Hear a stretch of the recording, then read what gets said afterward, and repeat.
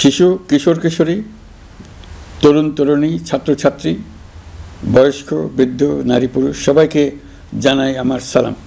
আসসালামু আলাইকুম। আজ 25শে মার্চ, মানব সভ্যতার ইতিহাসে কলঙ্কিত এক হত্যাযজ্ঞের দিন। 1971 সালের আজকের রাতে পাক হানাদার বাহিনী নিরপরাধ, নিরস্ত্র, ঘুমন্ত বাঙালির উপর নির্মমভাবে গুলি চালিয়ে হাজারো মানুষকে হত্যা করেছিল। 25শে মার্চ থেকেই এদেশের মানুষের সশস্ত্র প্রতিরোধ গড়ে তুলেছিল। 9 মাসের যুদ্ধের মধ্য দিয়ে স্বাধীন হয় বাংলাদেশ। মহান স্বাধীনতা দিবসের প্রাক্কালে আমি গভীর শ্রদ্ধার সঙ্গে স্মরণ করছি মহান মুক্তিযুদ্ধের বীর শহীদদের, যাদের প্রাণের বিনিময়ে আমরা স্বাধীন সার্বভৌম বাংলাদেশ পেয়েছি। 9 মাসের রক্তক্ষয়ী যুদ্ধে লক্ষ লক্ষ শহীদ ও 2 লাখ নির্যাতিত নারীর আত্মত্যাগ পৃথিবীর মানচিত্রে বাংলাদেশ নামে একটি স্বাধীন ভূখণ্ডের জন্ম দিয়েছিল। মুক্তিযুদ্ধের এই বীরদের প্রতি আমার সালাম। সেই সঙ্গে 24শে জুলাই অভ্যুত্থানে নিহত হাজারো শহীদ ও আহত, যারা বৈষম্য, শোষণ, নির্যাতন এবং নিপীড়নের বিরুদ্ধে বুক চিতিয়ে দাঁড়িয়েছিল, তাদের প্রতি সমগ্র জাতির পক্ষ থেকে আমি সশ্রদ্ধ সালাম জানাচ্ছি। জুলাই গণ অভ্যুত্থান আমাদেরকে যে বৈষম্যহীন বাংলাদেশ গড়ার স্বপ্ন পূরণের সুযোগ এনে দিয়েছে, সেই সুযোগ আমরা কাজে লাগাতে চাই। প্রিয় দেশবাসী, পবিত্র মাহে রমজানের সিয়াম সাধনা উপলক্ষে আপনাদের সকলকে আমার আন্তরিক মোবারকবাদ জানাচ্ছি। সেই সঙ্গে সকলকে জানাই পবিত্র ঈদ উল ফিতরের অগ্রিম শুভেচ্ছা। ঈদ মুবারক। এবারের ঈদ স্মরণীয়ভাবে আনন্দদায়ক হোক, এই কামনা করছি। বর্তমান সরকার দায়িত্ব গ্রহণের পর থেকেই দ্রব্যমূল্য নিয়ন্ত্রণে জোর ব্যবস্থা নিয়েছে। রমজান ও ঈদে বড় চ্যালেঞ্জ ছিল জিনিসপত্রের দামের লাগাম টেনে ধরা, বিদ্যুৎ সরবরাহ নিশ্চিত করা। এই রমজানে যাতে কোনো পণ্যের দাম বেড়ে না যায় এবং বিদ্যুৎ সরবরাহ যেন বিঘ্নিত না হয়, সেই জন্য আমরা সর্বোচ্চ চেষ্টা করেছি। রমজান মাস জুড়ে সরবরাহ চেনের প্রতিবন্ধকতা কঠোরভাবে প্রতিহত করতে সব ধরনের ব্যবস্থা আমরা নিয়েছি। দেশের সকল জায়গা থেকে খবর এসছে যে এই রমজানের দ্রব্যমূল্য আগের তুলনায় কমেছে, জনগণ স্বস্তি পেয়েছে। দাম নিয়ন্ত্রণে এই প্রচেষ্টা চলমান থাকবে। প্রিয় দেশবাসী, গত 16 বছরে শেখ হাসিনা যে ভয়াবহ লুটপাট কায়েম করেছিল, আপনারা সেটার ভুক্তভোগী ছিলেন। ছাত্র জনতার অভ্যুত্থানের মুখে তারা পালিয়ে যাবার সময় এক লণ্ডভণ্ড অর্থনীতি ঢেকে গেছে। এই পরিস্থিতিতে দায়িত্ব নেবার পর অর্থনীতি পুনরুদ্ধারের জন্য অন্তর্বর্তী সরকার নানা উদ্যোগ নিয়েছে। ব্যাংকিং খাতে শৃঙ্খলা ফিরেছে। ক্রমান্বয়ে অর্থনীতির অপরাপর সুযোগগুলো ইতিবাচক ধারায় ফিরতে শুরু করেছে। এই সরকারের সবচেয়ে বড় চ্যালেঞ্জ মূল্যস্ফীতি। ফেব্রুয়ারিতে মূল্যস্ফীতি 9.32% নেমে এসছে, যা 22 মাসের মধ্যে সর্বনিম্ন। আগামী জুন মাসের মধ্যে এটি 8%-এর নিচে নেমে আসবে বলে আশা করছি। দেশের ধ্বংসপ্রাপ্ত অর্থনীতিতে স্বস্তি এনে দিয়েছে আমাদের প্রবাসী ভাই বোনেরা। অন্তর্বর্তী সরকার দায়িত্ব নেবার পর থেকে রেমিটেন্স ধারাবাহিকভাবে বেড়েছে। ফেব্রুয়ারি মাসে রেমিটেন্স প্রবাহ রেকর্ড গড়েছে, প্রায় 25% বৃদ্ধি পেয়ে $2.5 বিলিয়ন পৌঁছেছে। রেমিটেন্স যোদ্ধারা আমাদের দেশের অর্থনীতি গড়ার বীর সৈনিক। তাদের জন্য প্রক্রিয়াগত যেসব বিষয় রয়েছে, সেগুলো সহজ করে দেওয়া আমাদের দায়িত্ব। তারা যেন ভোগান্তির শিকার না হন, দূতাবাস যেন ঠিকমতো কাজ করে, এটি নিশ্চিত করার জন্য আমরা ব্যবস্থা নিয়েছি। আগামী নির্বাচনে যেন তাদের ভোটাধিকার দিতে পারি, সেজন্য কাজ করছি। পলাতক সরকারের আমলে চট দখলের মতো দেশের ব্যাংকগুলো দখল করে নেওয়া হয়েছিল। আমানতকারীর টাকাকে তারা নিজেদের ব্যক্তিগত টাকায় রূপান্তরিত করে ফেলেছিল। অন্তর্বর্তী সরকারের অন্যতম কাজ ছিল ব্যাংকিং ব্যবস্থায় আস্থা ফিরিয়ে আনা, আমানতকারীর স্বার্থ রক্ষা করে নিয়ম শৃঙ্খলা প্রতিষ্ঠা করা, হিসাবপত্রে বিশ্বাসযোগ্যতা স্থাপন করা। ব্যাংকিং ব্যবস্থায় আস্থা প্রতিষ্ঠা করা গেছে। এর ফলে অর্থনীতিতে শৃঙ্খলা ফিরেছে। অন্তর্বর্তী সরকারের অর্জনগুলোর মধ্যে এটা ছিল খুবই গুরুত্বপূর্ণ। গত সরকারের লুটপাটের মহোৎসবে গত 15 বছরে $234 বিলিয়ন পাচার হয়েছে। এটা আমরা জানি। কত রকমভাবে পাচার হয়েছে তাও জানার বিষয়। অভিনব এক একটা পদ্ধতি ছিল। পাচারের একটা পদ্ধতি সবাইকে হতভম্ব করে দিয়েছে। এই পাচার হয়েছে বিদেশে অধ্যয়নরত সন্তানের কাছে টাকা পাঠানোর নামে। তিনি সন্তানের লেখাপড়ার জন্য এক সেমিস্টারের অর্থাৎ 3 মাসের খরচ বাবদ অফিসিয়াল ব্যাংকিং চ্যানেলে পাঠিয়েছেন $3,33,00,000, অর্থাৎ প্রায় 400 কোটি টাকা। পাচারের এর চাইতে বেশি তাক লাগানো পন্থা আর কি আছে, তার কোনো সীমা আছে বলে আমার মনে হয় না। আইন, নিয়ম, নীতির জায়গায় যখন হরিলুট প্রতিষ্ঠিত হয় তখন এমন সব কিছুই সম্ভব। এই অর্থ পাচারকারীদের দ্রুত আইনের আওতায় নিয়ে আসার লক্ষ্যে ইতোমধ্যে আন্তর্জাতিক তৎপরতা জোরদার করা হয়েছে। প্রিয় দেশবাসী, অন্তর্বর্তী সরকার পৃথিবীর বিভিন্ন দেশের শীর্ষস্থানীয় বিনিয়োগকারীদের সঙ্গে নিয়মিত বৈঠক করে যাচ্ছে। তারা বাংলাদেশের বর্তমান ব্যবস্থায় বিনিয়োগের বিষয়ে খুবই আগ্রহী। আশা করছি দ্রুততম সময়ে দেশের নতুন নতুন বিদেশি বিনিয়োগ আপনারা দেখতে পাবেন। সরকার দায়িত্ব নেওয়ার পর থেকে দেশে রপ্তানি 13% বেড়েছে। জানুয়ারিতে 7% কন্টেইনার হ্যান্ডলিং বেড়েছে।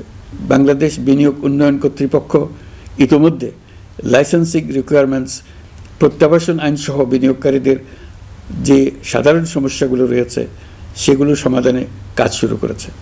বাংলাদেশ বিনিয়োগ উন্নয়ন কর্তৃপক্ষ আগামী মাসে ঢাকায় 4 দিনব্যাপী আন্তর্জাতিক বিনিয়োগ সম্মেলন করছে। বিশ্ববিখ্যাত অনেক বিনিয়োগকারী এতে অংশ নেবেন। ইতিমধ্যে DP World, Singapore PSA, AP Moller Maersk কয়েক বিলিয়ন ডলারের বিনিয়োগের প্রস্তাব করেছে। অন্তর্বর্তী সরকার দায়িত্ব গ্রহণের পর থেকেই স্বতঃস্ফূর্তভাবে পৃথিবীর সকল সরকার আমাদের প্রতি বন্ধুত্বের হাত বাড়িয়ে দিয়েছে। এটা শুরু হয়েছিল গত সেপ্টেম্বরে জাতিসংঘের বার্ষিক বৈঠকে। আপনাদের মনে আছে বিশ্বের সরকার প্রধানরা কীভাবে আমাদের সঙ্গে আগ্রহ নিয়ে দেখা করতে এগিয়ে এসছে। তারপর থেকে যে কোনো সম্মেলনে গিয়েছি, দেখেছি আন্তর্জাতিক নেতৃবৃন্দের আগ্রহ কীভাবে ক্রমেই বেড়ে চলেছে। জানুয়ারি মাসে সুইজারল্যান্ডের ডাভোসে গিয়েছিলাম। এই সম্মেলনে 47টি পৃথক ইভেন্টে আমার অংশগ্রহণ করতে হয়েছে। বিভিন্ন দেশের সরকার প্রধান, মন্ত্রী, বিশ্ব বাণিজ্যের নায়করা, জাতিসংঘের মহাসচিব, জাতিসংঘের বিভিন্ন সংস্থার প্রধানদের সঙ্গে বৈঠক করেছে। তারা আমাদের পাশে থাকার জন্য আন্তরিক আগ্রহ প্রকাশ করেছেন। সম্প্রতি আমি সংযুক্ত আরব আমিরাতে গিয়েছিলাম। তারা বিগত সরকারের সময় আমাদের ভিসা বন্ধ করে দিয়েছিল। আমরা সেই দেশের ভিসার দরজা খোলার চেষ্টা চালিয়ে যাচ্ছি। তারা আশ্বাস দিয়েছেন তাদের দিক থেকে সকল আনুষ্ঠানিকতা সম্পন্ন করে ভিসার দরজা উন্মুক্ত করবেন। আমি আশা করছি সেটা দ্রুতই উন্মুক্ত হবে। আমি সংযুক্ত আরব আমিরাতকে আমাদের দেশে শিল্প কারখানা গড়ে তোলার জন্য একটি শিল্পাঞ্চল করার প্রস্তাব দিয়েছি। তারা এই বিষয়ে আগ্রহ জানিয়েছে। শিল্পাঞ্চলে 2টি কাজ দিয়ে তারা শুরু করবে, এই জন্য কথাবার্তা শুরু হয়েছে। প্রথমে মুসলিম বিশ্বে সরবরাহের জন্য একটি হালাল গোশত প্রক্রিয়াজাত করার কারখানা করবে। এরপর মৎস্য প্রক্রিয়াজাতকরণের জন্য কারখানা স্থাপন করবে। তারা আমাদের নতুন সামুদ্রিক বন্দর পরিচালনা করার জন্যও আগ্রহ জানিয়েছে। প্রিয় দেশবাসী, বিশ্ব মানচিত্রে বাংলাদেশকে অনন্য উচ্চতায় নিয়ে যাওয়া আমাদের অন্যতম লক্ষ্য। এই লক্ষ্যে আমরা আসিয়ানের সদস্য হিসেবে যোগদান করার বিষয়ে আগ্রহের কথা জানিয়েছি। এই বছরের শুরু থেকেই মালয়েশিয়া আসিয়ানের চেয়ারম্যানের দায়িত্ব গ্রহণ করেছে। মালয়েশিয়ার মাননীয় প্রধানমন্ত্রী আনোয়ার ইব্রাহিমের সঙ্গে এই বিষয়ে কথা হয়েছে। তিনি আমাদের আবেদনের প্রতি সমর্থন জানিয়েছেন, আমাকে মালয়েশিয়া সফরের আমন্ত্রণ জানিয়েছেন। আমি এই আমন্ত্রণ গ্রহণ করেছি। মালয়েশিয়া রোহিঙ্গা সমস্যা সমাধানের জন্য জাতিসংঘের সম্মেলন আয়োজনের দায়িত্ব নিয়েছে। আমাদের দেশ থেকে শ্রমিক নিয়ে যাবার ব্যাপারে যে সমস্ত সমস্যার সৃষ্টি হয়েছিল সবগুলো সমাধানের জন্য আন্তরিকভাবে তারা কাজ করছে। আগামীকাল 4 দিনের সফরে আমি চীন যাচ্ছি। প্রেসিডেন্ট শি জিনপিংয়ের সঙ্গে আমার বৈঠক হবে। চীনের বড় বড় ব্যবসায়িক প্রতিষ্ঠানের সিইওদের সঙ্গেও বৈঠক করব। পৃথিবীর সর্ববৃহৎ চাইনিজ সোলার প্যানেল নির্মাতা প্রতিষ্ঠান লংজি বাংলাদেশে কারখানা স্থাপনের আগ্রহ জানিয়েছে। আমরা তাদের সঙ্গে কাজ করছি। এছাড়া প্রযুক্তিগত সহায়তা, মেডিকেল সহায়তা, স্বল্প মূল্যে চিকিৎসা সহ অন্যান্য বিষয়ে আলোচনা হবে। তারা আমাদের দেশ থেকে আম, কাঁঠাল ও পেয়ারা আমদানি করতে চায়। এটা খুব দ্রুতই শুরু হবে। এই সফরের মধ্য দিয়ে আমাদের 2 দেশের সম্পর্ক ঘনিষ্ঠতর হবে। আমি বরাবরই বলে এসেছি, আমরা মহা সৌভাগ্যবান এক জাতি। পৃথিবীর মানচিত্রে আমাদের অবস্থানের কারণে বাংলাদেশ, ভারত, নেপাল ও ভুটান, দক্ষিণ এশিয়ার এই 4টি দেশ মিলে একটি যৌথ অর্থনীতি গড়ে তুলতে পারলে 4 দেশই লাভবান হবে। নেপাল ও ভুটান আমাদের জলবিদ্যুৎ দিতে অত্যন্ত আগ্রহী, আমরাও নিতে আগ্রহী। বাংলাদেশের শিল্পাঞ্চল গড়ে তুলতে এর কোনো বিকল্প নেই। আমাদের রয়েছে এক বিস্তীর্ণ মহাসাগর। ভৌগোলিক অবস্থানগত কারণে আমাদের সামনে বিরাট অর্থনৈতিক সুযোগ এনে দিয়েছে। কুমিরা থেকে টেকনাফ পর্যন্ত দীর্ঘ উপকূল ভূমি। এই দীর্ঘ উপকূল জুড়ে বিরামহীনভাবে অনেকগুলি আধুনিক প্রযুক্তি সমৃদ্ধ আন্তর্জাতিক মানের সমুদ্র বন্দর, শিল্প কারখানা, রপ্তানি প্রক্রিয়াজাতকরণ এলাকা স্থাপন করা গেলে পুরো অর্থনৈতিক অঞ্চলের ভবিষ্যৎ দ্রুত পরিবর্তন সম্ভব। নেপাল থেকে জলবিদ্যুৎ আনতে পারলে জীবাশ্ম জ্বালানির উপর আমাদের নির্ভরশীলতা কমবে।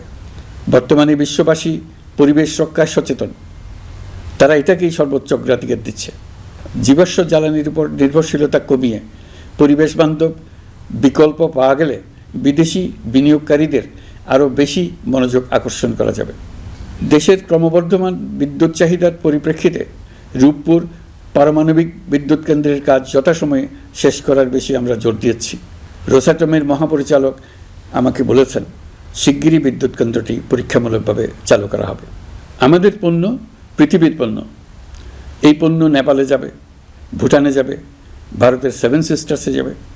প্রতিবেশীদের পণ্য আমাদের এখানে আসবে, সারা পৃথিবীর কাছে পৌঁছে যাবে। এইভাবেই এটি একটি লাভজনক অর্থনৈতিক অঞ্চল হিসেবে দাঁড়িয়ে যাবে। আর এই অঞ্চলের গুরুত্বপূর্ণ ভূমিকায় থাকবে বাংলাদেশ। বাংলাদেশের সবচেয়ে বড় সমস্যা সীমাহীন দুর্নীতি। স্বৈরাচারী সরকার এই দুর্নীতিকে বিশ্বের শীর্ষস্থানে নিয়ে গেছে। দুর্নীতির ফলে শুধু যে সবকিছুতে অবিশ্বাস্য রকম ব্যয়বৃদ্ধি পাচ্ছে তাই না, এর ফলে সরকার ও জনগণের সকল আয়োজন বিকৃত হয়ে যায়। সরকারের লক্ষ্য, নীতিমালা, প্রাতিষ্ঠানিক আয়োজন, সরকারি কর্মকর্তাদের দায় দায়িত্ব যা কিছু কাগজে লেখা থাকে তার সব কিছু অর্থহীন হয়ে যায়। দেশ চলে অলিখিত আয়োজনে। সরকারকে চলতে হয়, ব্যবসায়ীকে চলতে হয়, শিল্পপতিকে চলতে হয়, বিনিয়োগকারীকে চলতে হয়, দেশের সকল নাগরিককে এই অলিখিত নিয়মে চলতে হয়। নাগরিককে এই অদৃশ্য জগতের সঙ্গে মোকাবেলা করে টিকে থাকার বিদ্যায় পারদর্শী হতে সাধনা করতে হয়। দৈনন্দিন জীবনে টিকে থাকা এবং সাফল্য অর্জনের জন্য একটা নতুন ভাষা আয়ত্ত করতে হয়। চারদিকে কী শব্দ বলা হচ্ছে, কাগজে কি লেখা হচ্ছে তা মনে মনে দ্রুত অনুবাদ করে তার মর্মার্থ বুঝে নিতে হয়। তা না হলে দৈনন্দিন সিদ্ধান্ত নেওয়া যায় না। সবচেয়ে বড় মুশকিল হলো এর কোনো অভিধান নেই। কারণ ব্যক্তি বিশেষে, স্থান বিশেষে, পরিস্থিতি বিশেষে এর অর্থ ক্রমাগতভাবে পাল্টে যায়। পুরো বিশ্ব বুঝে গেছে আমরা জাতি হিসেবে সততার পরিচয় বহন করি না। এটা শুধু জাতীয় কলঙ্কের বিষয় নয়, আন্তর্জাতিক বাণিজ্যে এটা আত্মঘাতী বিষয়। দেশবাসীর মতো আন্তর্জাতিক সম্প্রদায়ও চায় আমরা দুর্নীতিমুক্ত হই, কারণ তারা আমাদের সঙ্গে ব্যবসা বাণিজ্য সম্প্রসারণ করতে চায়। দুর্নীতিমুক্ত হতে না পারলে ব্যবসা বাণিজ্য কিছুই চলবে না। দুর্নীতি থেকে মুক্ত হওয়া ছাড়া বাংলাদেশের কোনো গতি নেই। অন্তর্বর্তী সরকার সকল কাজ দুর্নীতিমুক্ত করতে সর্বোচ্চ অগ্রাধিকার দিয়ে যাচ্ছে। এই সরকারের মেয়াদকে দুর্নীতিমুক্ত রাখার চেষ্টার পাশাপাশি আগামী দিনেও দেশের নাগরিককে যেন সরকারের পৃষ্ঠপোষকতা দুষ্পুষ্ট দুর্নীতি থেকে মুক্ত রাখতে পারে সেই ব্যবস্থা নিশ্চিত করতে আমরা প্রতিশ্রুতিবদ্ধ। দুর্নীতি ও হয়রানি রোধে আমরা একটা বিষয়ের উপর গুরুত্ব দিচ্ছি। সরকারের সঙ্গে দৈনন্দিন, মাসিক বা বার্ষিক রুটিন কাজের জন্য যেন কোনো নাগরিককে সশরীরে কোনো সরকারি অফিসে উপস্থিত হতে না হয়। দুর্নীতি প্রতিরোধের অংশ হিসেবে সরকারি সব অফিসে ই-ফাইলিং চালুর সিদ্ধান্ত নেওয়া হয়েছে। ই-ফাইলিং ব্যবস্থা চালু হলে দুর্নীতি কমে আসবে। এতে করে কোন অফিসের কোন ডেস্কে কোন ফাইল আটকে আছে তা সহজেই জানা যাবে। সরকারি যতগুলো কার্যক্রমে অনলাইন সেবা চালু সম্ভব সবখানেই এই সেবা চালুর বিষয়ে সরকার কাজ করছে। সরকারি বিভিন্ন সেবা পেতে অসহায় নাগরিকের টুটি চেপে ধরে অবিশ্বাস্য পরিমাণ টাকা দিতে বাধ্য করা হয়। টাকার যে লেনদেন ও ভোগান্তির সম্মুখীন হতে হয় সেটা থেকে নাগরিকদের বাঁচানোর জন্য আমরা বদ্ধপরিকর। অনলাইনে সেবা পাওয়ার পদ্ধতিটি আরও কীভাবে সহজ করা যায় এই ব্যাপারে আমাদের কাছে পরামর্শ জানিয়ে লিখুন, ইমেইল করুন। আপনি বা আপনার পরিবারের যে কেউ এই সেবা বাণিজ্যিকভাবে দিতে চাইলে প্রশিক্ষণ গ্রহণ করে পৃথিবীর যে কোনো স্থান থেকে এই সেবা দিতে পারবেন। বিগত সরকারের আমলে ভিন্নমতকে দমন করার জন্য মিথ্যা মামলাকে হাতিয়ার হিসেবে বেছে নেওয়া হয়েছিল। বিভিন্ন পর্যায়ে যাচাই বাছাই করে আমরা এইসব হয়রানিমূলক মামলা প্রত্যাহারের উদ্যোগ নিয়েছি। গত ফ্যাসিস্ট সরকারের সময় দায়ের করা রাজনৈতিক হয়রানিমূলক মামলাগুলোর মধ্যে সারা দেশে এই পর্যন্ত ৬,২৯৫টি মামলা প্রত্যাহারের সুপারিশ করা হয়েছে। অন্যান্য সকল হয়রানিমূলক মামলাও ক্রমান্বয়ে প্রত্যাহার করা হচ্ছে। এছাড়া এই পর্যন্ত সাইবার সিকিউরিটি আইনের অধীনে বিচারাধীন স্পিচ অফেন্স সংক্রান্ত ৪১৩টি মামলা প্রত্যাহার করা হয়েছে। এই আইনটি অবিলম্বে বাতিল করে নাগরিক বান্ধব সাইবার সুরক্ষা আইন করা হচ্ছে। মানুষের ভোগান্তি রোধেও আমরা আইনগত পদক্ষেপ নিচ্ছি। জিডি করার সময় স্বাক্ষর দেওয়ার জন্য এখন আর থানায় যাওয়ার প্রয়োজন নাই, এটা অনলাইনেই করা যাবে। এই ব্যাপারে প্রয়োজনীয় নির্দেশ দেওয়া হয়েছে। পাওয়ার অফ অ্যাটর্নি বিধিমালা সংশোধনীর মাধ্যমে প্রবাসী বাংলাদেশিদের হয়রানি লাঘব করা হয়েছে। সংশোধিত বিধিমালার আলোকে বাংলাদেশি পাসপোর্ট না থাকলেও বাংলাদেশি বংশোদ্ভূত ব্যক্তির পাসপোর্টে নো ভিসা রিকোয়ার্ড স্টিকার থাকলে কিংবা জন্মসনদ বা জাতীয় পরিচয়পত্র থাকলেই তিনি বিদেশ থেকে পাওয়ার অফ অ্যাটর্নি সম্পাদন করতে পারবেন। সরকারি সিদ্ধান্ত ও প্রয়োজনীয় ব্যবস্থা নেওয়ার পর বিমানের টিকিট কেনার পুরো প্রক্রিয়াটি অনলাইনে নিয়ে যাওয়ার ফলে বিমানের টিকিটের দাম শতকরা ৫০ থেকে ৭৫% কমে গেছে। বিশেষ করে মধ্যপ্রাচ্যের প্রবাসী ভাই বোনেরা এতে করে স্বস্তি পাচ্ছে। অন্যান্য এয়ারলাইনের টিকিটের দামও কমে গেছে। নাগরিকদের হয়রানিমুক্ত ও দুর্নীতিমুক্ত সেবা প্রদানের জন্য সরকার ভূমি সেবা ডিজিটালাইজ করার উদ্যোগ নিয়েছে। এর অংশ হিসেবে ভূমি মন্ত্রণালয় অনলাইনে ঘরে বসেই জমির খাজনা প্রদান, নামজারি, জমা খারিজ, খতিয়ান বা পর্চা সার্টিফাইড কপি, মৌজা ম্যাপ বা নকশা প্রদানের কার্যক্রম শুরু করেছে। এই পদ্ধতিতে ভোগান্তি, অস্বচ্ছতা ও দুর্নীতির অবসান হবে। বর্তমানে সারা দেশে পরীক্ষামূলকভাবে এই কার্যক্রম চালু হয়েছে। এগুলোকে ক্রমান্বয়ে আরও জনবান্ধব করে স্থায়ী রূপ দেওয়া হবে। এর লক্ষ্য হবে ক্রমাগতভাবে এই সকল দায়িত্ব সরকারের হাত থেকে নিয়ে সেবাদানকারী ব্যক্তি বা প্রতিষ্ঠানের কাছে ছেড়ে দেওয়া।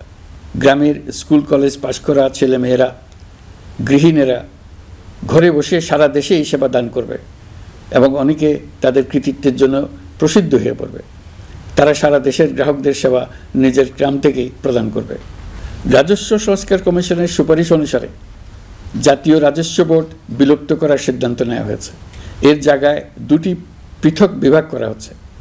একটি হলো নীতি প্রণয়ন বিভাগ বা জাতীয় রাজস্ব নীতি বোর্ড, অন্যটি বাস্তবায়ন বিভাগ বা জাতীয় রাজস্ব সংগ্রহ বিভাগ। এর ফলে সরকারের পছন্দের ব্যক্তিরা হাজার হাজার কোটি টাকার রাজস্ব ফাঁকি দেওয়ার আর সুযোগ পাবে না। আমি আশা করি পরবর্তীতে যারা সরকারে আসবেন তারাও এই নীতি বহাল রাখবেন। এখনকার যুগ হলো প্রযুক্তির যুগ, সৃজনশীলতার যুগ। আমাদের দেশে ১৭ কোটি নারী পুরুষ, তার মধ্যে তরুণরা হলো বিপুলভাবে সংখ্যাগরিষ্ঠ। বাংলাদেশ মানব সম্পদের দিক থেকে ৮ম বৃহত্তম দেশ। একযোগে এই তরুণরা সৃজনশীলতা প্রকাশের সুযোগ পেলে বন্যার স্রোতের মতো আমাদের দেশ দ্রুত বেগে পৃথিবীর বাজারের মধ্যস্থানে চলে যাবে। এই বিপুল তরুণ গোষ্ঠীর সামনে থেকে পথের বাধা সরিয়ে দেওয়াই হলো আমাদের সরকারের প্রধান লক্ষ্য। প্রযুক্তি আমাদের জন্য সুযোগ সৃষ্টি করেছে, আমরা দ্রুত বেগে এই সুযোগ গ্রহণ করার কাজে নিজেদের নিয়োজিত করেছি। এমনভাবে আমরা প্রযুক্তি ব্যবহার করার কাজে নিয়োজিত হয়েছি যাতে নাগরিকের আঙ্গুলের ইশারায় সরকার তার সেবা নাগরিকের কাছে তাৎক্ষণিকভাবে হাজির করে। তা নিশ্চিত করার জন্য আমরা সেই সেবা দিতে চাই প্রযুক্তির মাধ্যমে, সরকারি অফিসের মাধ্যমে নয়। ইতিমধ্যে পাসপোর্ট পেতে পুলিশ ভেরিফিকেশনের নিয়ম আমরা বাতিল করে দিয়েছি। এর ফলে বর্তমানে নাগরিকরা আগের চাইতে সহজভাবে পাসপোর্ট সেবা পাচ্ছেন। পুলিশ রিপোর্ট প্রাপ্তির নিয়ম বাতিল করার পর এই পর্যন্ত ৭০,০০০ নতুন পাসপোর্ট, যা বহুকাল ধরে পুলিশ রিপোর্ট আসার অপেক্ষায় আটকে ছিল, তা দ্রুত আবেদনকারীদের হাতে পৌঁছে দেওয়া হয়েছে। পাসপোর্ট প্রাপ্তি সহজ করার জন্য আমরা পুরনো পদ্ধতি বাতিল করে ইলেকট্রনিক পাসপোর্ট প্রচলন শুরু করেছি। এর ফলে দ্রুত পাসপোর্ট দেওয়া সম্ভব হচ্ছে। দেশের অভ্যন্তরে ই পাসপোর্ট হোম ডেলিভারি দেওয়া সম্ভব হচ্ছে। আগামীতে সকলেই ঘরে বসে পাসপোর্ট পাবেন, এটা নিশ্চিত করার চেষ্টা করছে। পাসপোর্ট দেওয়ার দায়িত্বে নিয়োজিত কর্মকর্তারা অত্যন্ত উৎসাহ সহকারে দ্রুত এসব পরিবর্তন আনার ব্যাপারে এগিয়ে আসছেন দেখে মনটা আনন্দে ভরে যায়। প্রিয় দেশবাসী, হজ মুসলমানদের জন্য সবচেয়ে গভীর আধ্যাত্মিক সফরগুলোর মধ্যে প্রধান। সারা জীবন তারা হজ পালনের জন্য অপেক্ষা করেন। পবিত্র হজ পালনে বাংলাদেশের হাজিরা প্রায় বিভিন্ন চ্যালেঞ্জের সম্মুখীন হন। ভাষাগত বাধা, স্বাস্থ্য ঝুঁকি, অতিরিক্ত ভিড়, প্রশাসনিক জটিলতা এবং লজিস্টিক সমস্যা সহ নানা অসুবিধা। হজের অভিজ্ঞতাকে মসৃণ ও নিরাপদ করতে অন্তর্বর্তীকালীন সরকার একটি মোবাইল অ্যাপ তৈরি করেছে, যা সম্মানিত হাজিদের যাত্রার আগে, যাত্রা চলাকালীন সময়ে এবং ফিরে আসার পরেও প্রয়োজনীয় সহায়তা প্রদান করবে। এই অ্যাপটি বাংলা ভাষায় রিয়েল টাইম নির্দেশনা ও সহায়তা প্রদান করবে। সরকার সমর্থিত বিশেষ ডেবিট কার্ডের মাধ্যমে বিদেশের স্থানীয় মুদ্রায় আর্থিক লেনদেন নিশ্চিত করবে। লাগেজ যাতে হারিয়ে না যায় তার জন্য লাগেজ ট্র্যাকিংয়ের ব্যবস্থা থাকবে। মোবাইল ফোনের মাধ্যমে হজযাত্রীরা প্রত্যেক দিন ওই দিনের করণীয় ও যাতায়াতের বিস্তারিত বিবরণ জানতে পারবেন। যেদিন যে দোয়া পড়তে হবে সেটা স্মরণ করিয়ে দেবে। যেসব পবিত্র স্থানে যাবেন সেসবের ছবিসহ ইতিহাস বর্ণনা করবে। হাজিদের মনে কোনো প্রশ্ন জাগলে কল সেন্টারে ফোন করে সেই প্রশ্নের উত্তর পাবেন। শরীর খারাপ লাগলে ডাক্তারের সঙ্গে যোগাযোগ করিয়ে দেবে। সম্মানিত হাজিদের কোনো পরামর্শ থাকলে সেটা পরামর্শ পৃষ্ঠায় লিখে দিতে পারবেন। ভ্রমণের দৈনন্দিন ঝামেলার জন্য হজের মূল লক্ষ্যকে পরাজিত করতে না পারে তার জন্য সকল ব্যবস্থা এতে রাখা থাকবে। প্রিয় দেশবাসী, আপনারা শুনেছেন আমি স্টারলিংকের প্রতিষ্ঠাতা এবং বিশ্বের শীর্ষ ধনকুবের স্পেস এক্স ও টেসলার মালিক এলন মাস্কের সঙ্গে ফোনে আলাপ করে বাংলাদেশে স্টারলিংকের কার্যক্রম শুরু করার আহ্বান জানিয়েছি। সে অনুসারে কোম্পানির প্রতিনিধিরা এখন বাংলাদেশে তাদের কার্যক্রম শুরুর আয়োজন করছে। তাদের সঙ্গে 3 মাসের মধ্যে বাণিজ্যিক চুক্তি চূড়ান্ত করার কাজ চলছে। স্টারলিংকের মাধ্যমে স্বল্প মূল্যে উচ্চগতির ইন্টারনেট বাংলাদেশের ডিজিটাল জগতে একটা বিপ্লব আনবে। স্টারলিংক সেবা চালু হলে দেশের প্রতিটি গ্রাম, দ্বীপাঞ্চল, দুর্গম পাহাড়ি অঞ্চল অতি উচ্চগতির ইন্টারনেট সেবার আওতায় চলে আসবে। স্টারলিংক চালু হলে ভবিষ্যতে কোনো সরকার ইন্টারনেট সেবা বন্ধ করে মানুষকে আর তথ্যবন্দী করার কোনো সুযোগ পাবে না। বাংলাদেশের প্রতিটি অঞ্চলে বিশ্বমানের শিক্ষা, স্বাস্থ্যসেবা, অর্থনৈতিক ক্ষেত্রে সকল নাগরিকের অংশগ্রহণ নিশ্চিত করা যাবে। আমাদের নতুন প্রজন্ম দেশের যে কোনো প্রত্যন্ত অঞ্চলেই থাকুক না কেন তারা বিশ্ব নাগরিক হয়ে গড়ে ওঠার সুযোগ পাবে। সরকার যুব উদ্যোক্তা নীতি 2025 প্রণয়ন করেছে। এর লক্ষ্য হবে সামাজিক, অর্থনৈতিক ও পরিবেশগত অগ্রগতির মূল চালক হিসেবে তরুণ তরুণীদের ক্ষমতায়ন করা। এই নীতি টেকসই উন্নয়ন লক্ষ্যমাত্রা অর্জনের উপায় হিসেবে সফল উদ্যোক্তা তৈরিতে সহায়ক হবে। সামাজিক ও অর্থনৈতিক ক্ষেত্রে তরুণ উদ্যোক্তাদের অবদানকে স্বীকৃতি দেওয়া হবে। প্রিয় দেশবাসী, জাতিসংঘের মহাসচিব অ্যান্টনিও গুতেরেস কয়েকদিন আগে বাংলাদেশ সফর করেছেন। তাকে সঙ্গে নিয়ে আমি কক্সবাজারে রোহিঙ্গা ক্যাম্পগুলোতে গিয়েছি। ক্যাম্পে অবস্থানরত 1 লাখ রোহিঙ্গা শিশু, কিশোর, নারী, পুরুষ সবার সঙ্গে একসঙ্গে ইফতার করেছে। আমাদের প্রস্তাবে সম্মতি জানিয়ে আগামী সেপ্টেম্বর মাসে জাতিসংঘের সাধারণ অধিবেশনে রোহিঙ্গা সংকট নিয়ে একটি পৃথক অধিবেশন আয়োজন করার প্রস্তুতি নিচ্ছে। মালয়েশিয়া ও ফিনল্যান্ড যৌথভাবে এই সম্মেলনের আয়োজক হতে এগিয়ে এসছে। এর পাশাপাশি অস্ট্রেলিয়ার সাবেক ভারপ্রাপ্ত প্রধানমন্ত্রী জুলি বিশপকে আমি এই গুরুত্বপূর্ণ সভায় মুখ্য ভূমিকা পালনের জন্য আহ্বান জানিয়েছি। তিনি আমার প্রস্তাব গ্রহণ করেছেন। জাতিসংঘের মহাসচিব বাংলাদেশ সফরে এসে জাতীয় ঐকমত্য কমিশনের সদস্য, রাজনৈতিক দলের নেতৃবৃন্দ ও তরুণদের সঙ্গে পৃথকভাবে বৈঠক করেছেন। বৈঠকে সবাই জাতিসংঘের মহাসচিবকে নতুন বাংলাদেশ গঠনের স্বপ্নের কথা জানিয়েছেন। আপনারা জানেন, পতিত স্বৈরাচারের নিপীড়নের বর্ণনা উঠে এসছে জাতিসংঘের মানবাধিকার বিষয়ক হাই কমিশনারের কার্যালয়ের রিপোর্টে। গত জুলাই-আগস্ট মাসে বাংলাদেশের ছাত্র, শ্রমিক জনতার উপর শেখ হাসিনা সরকার ও আওয়ামী লীগ যে দমন, পীড়ন ও হত্যাকাণ্ড চালিয়েছে এর পুঙ্খানুপুঙ্খ তদন্ত করে বিস্তারিত রিপোর্ট প্রকাশ করেছে তারা। এই রিপোর্টে স্পষ্টভাবে উঠে এসছে যে শেখ হাসিনা নিজেই নিরাপত্তা বাহিনীর কর্মকর্তাদের নির্দেশ দিয়েছিলেন বিক্ষোভকারীদের হত্যা করতে। বিগত সরকার, আওয়ামী লীগ ও আওয়ামী লীগের সহযোগী গোষ্ঠী ও সংগঠন একত্রিত হয়ে পরিকল্পিতভাবেই গুরুতর মানবাধিকার লঙ্ঘনে জড়িত ছিল। মানবাধিকার বিষয়ক হাইকমিশনারের রিপোর্টে বলা হয়েছে, বিক্ষোভ চলাকালে প্রায় 1400 জন নিহত হয়েছেন, যার মধ্যে প্রায় 13% শিশু।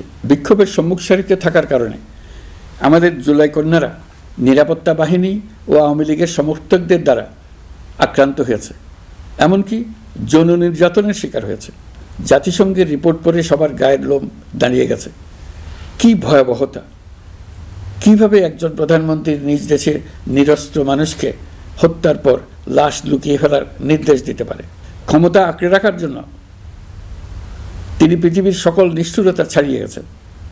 এটাই জাতিসংঘের প্রতিবেদনে উঠে এসছে। মানবাধিকার বিষয়ক হাইকমিশনার কার্যালয়ের এই রিপোর্টকে আমরা স্বাগত জানাচ্ছি।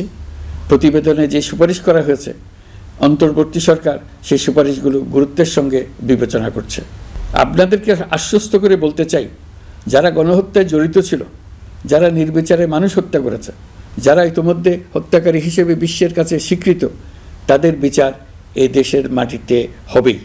প্রিয় দেশবাসী, আপনারা জানেন অন্তর্বর্তী সরকার দায়িত্ব নেবার পর থেকেই গণমাধ্যম ও সোশ্যাল মিডিয়ায় গুজবের যেন এক মহোৎসব চলছে। দেশকে অস্থিতিশীল করার জন্য একের পর এক মিথ্যা তথ্য ছড়িয়ে দিয়ে জনগণকে বিভ্রান্ত করার চেষ্টা চলছে। অভিনব সব প্রক্রিয়ায় গুজব ছড়ানো হচ্ছে।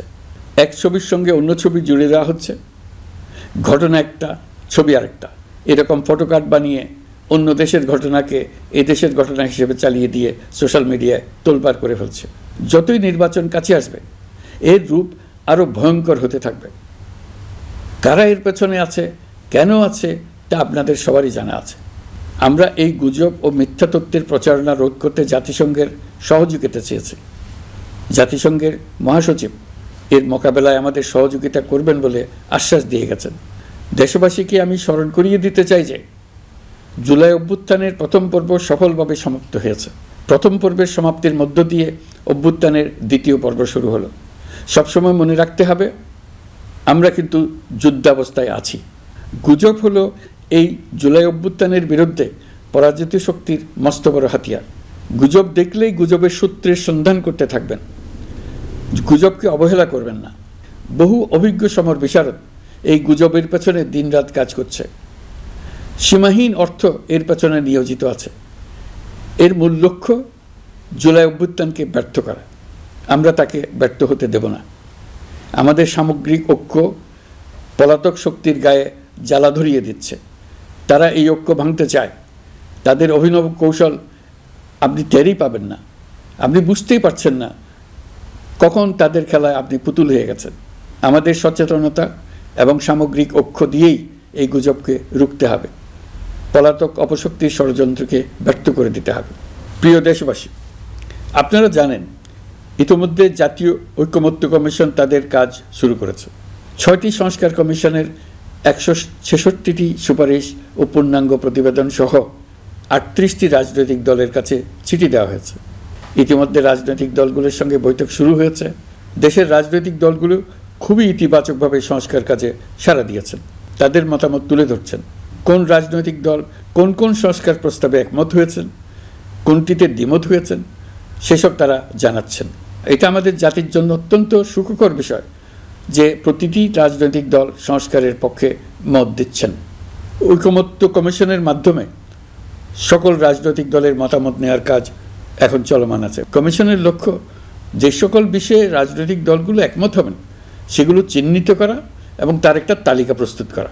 যে সকল দল এতে একমত হয়েছেন তাদের স্বাক্ষর নেওয়া। এই তালিকাটাই হবে জুলাই চার্টার বা জুলাই সনদ। আমাদের দায়িত্ব জাতির সামনে পুরো প্রক্রিয়াটা স্বচ্ছভাবে তুলে ধরা এবং প্রক্রিয়া শেষে নির্বাচনের আয়োজন করা। নির্বাচনের ব্যাপারে আমি আগেও বলেছি, আবারও বলছি, এবছর ডিসেম্বর থেকে আগামী বছরের জুনের মধ্যে নির্বাচন হবে। আমরা চাই আগামী নির্বাচনটি বাংলাদেশের ইতিহাসে সবচেয়ে অবাধ, সুষ্ঠু ও গ্রহণযোগ্য নির্বাচন হবে। এই জন্য নির্বাচন কমিশন সব ধরনের প্রস্তুতি নিতে শুরু করেছে। রাজনৈতিক দলগুলো ব্যাপক উৎসাহ উদ্দীপনায় নির্বাচনের জন্য তৈরি হতে শুরু করবে বলে আশা করছি। প্রিয় নাগরিকবৃন্দ, আমাদের দেশের নারীরা দীর্ঘ আন্দোলনের মাধ্যমে বহু বছর ধরে অনেক বাধা পেরিয়ে একটু একটু করে সামনে এগিয়ে যাচ্ছে। স্বাধীনতার 54 বছর পরেও এদেশের নারীরা অর্থনৈতিক, রাজনৈতিক, সামাজিক বৈষম্যের শিকার। বাংলাদেশের ইতিহাসে এখন পর্যন্ত যত আন্দোলন সংগ্রাম হয়েছে তার মধ্যে জুলাই গণ অভ্যুত্থানে নারীদের অংশগ্রহণ ছিল সবচেয়ে বেশি। গণ অভ্যুত্থানে নারীরা দুঃসাহসিক ভূমিকা রেখেছে, পুরনোকে দূরে ঠেলে দিয়ে নতুনের ভিত্তি স্থাপনের প্রতিজ্ঞা নিয়েছে।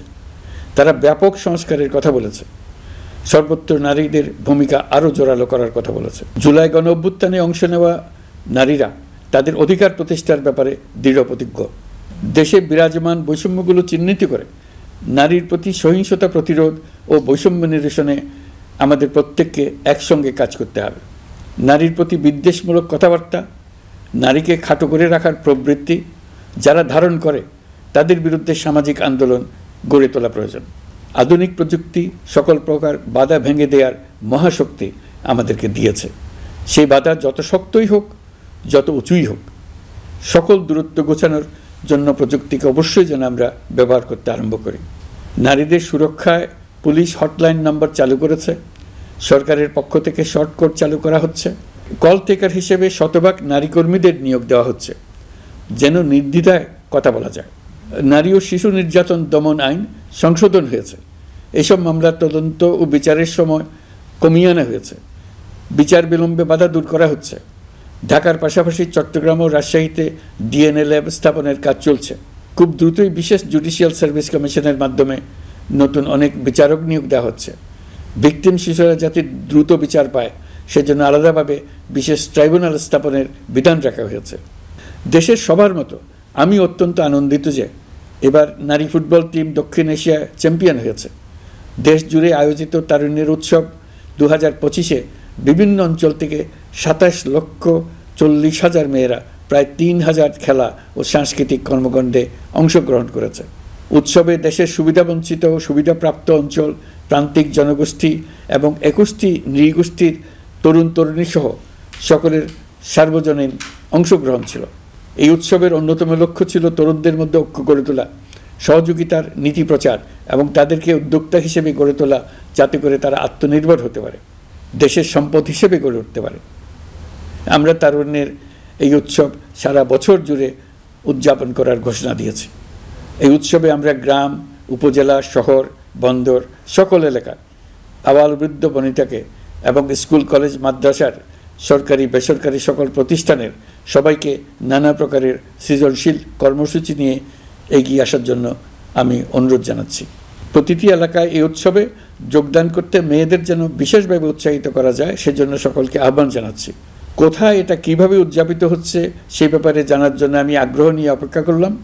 বিভিন্ন পর্যায়ে দেশের সেরা গ্রাম, সেরা উপজেলা, সেরা শহর, সেরা প্রতিষ্ঠান, সেরা ব্যক্তিকে পুরস্কার দেওয়ার জন্য আমরা প্রস্তুত থাকব।